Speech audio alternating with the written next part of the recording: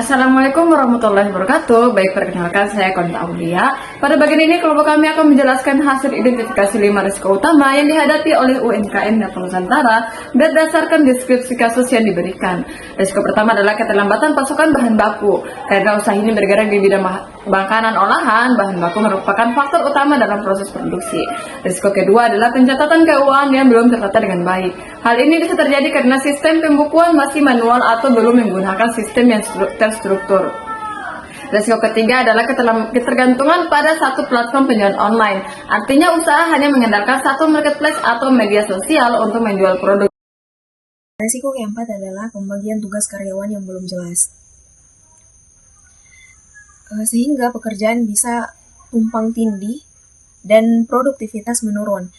Nah, risiko kelima adalah ketidakmampuan memenuhi lonjakan permintaan yang dapat menyebabkan keterlambatan dan penurunan kualitas produk. Nah, jadi secara keseluruhan UMKM Dapur Nusantara menghadapi risiko pada aspek operasional, keuangan, pemasaran, dan sumber daya manusia yang menjadi dasar analisis risiko selanjutnya. Kelompokkan risiko berdasarkan jenisnya. Sebelumnya sudah dijelaskan identifikasi minimal 5 risiko utama yang ditimbulkan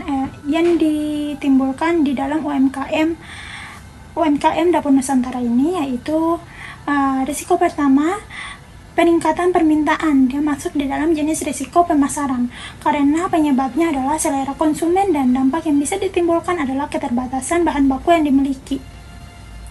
Kemudian jenis risiko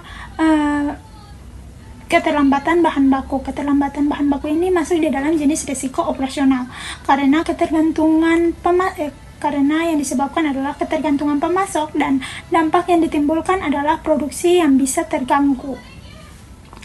Kemudian risiko pencatatan keuangan yang belum rapi masuk di dalam jenis risiko finansial atau keuangan.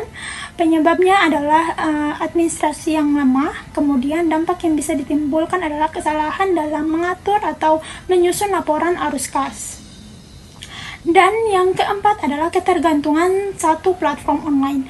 Ini masuk di dalam jenis risiko pemasaran, sama yang kayak tadi di risiko nomor 1, yang peningkatan permintaan juga masuk di pemasaran. Kemudian yang keempat ini masuk di dalam jenis risiko pemasaran karena yang disebabkan kurangnya pengetahuan owner ataupun karyawan, dan dampak yang bisa ditimbulkan adalah persaingan yang semakin ketat di era globalisasi ini. Dan risiko yang terakhir adalah ini pembagian tugas yang belum jelas kepada karyawan yang masuk di dalam jenis risiko sumber daya manusia. Penyebabnya adalah tidak ada SOP ataupun struktur yang jelas dari UMKM ini ataupun dari ownernya langsung, dan dampak yang bisa ditimbulkan adalah produktivitas bisa menurun dan otomatis suatu pekerjaan yang efektif ataupun efisien tidak berjalan dengan lancar seperti itu.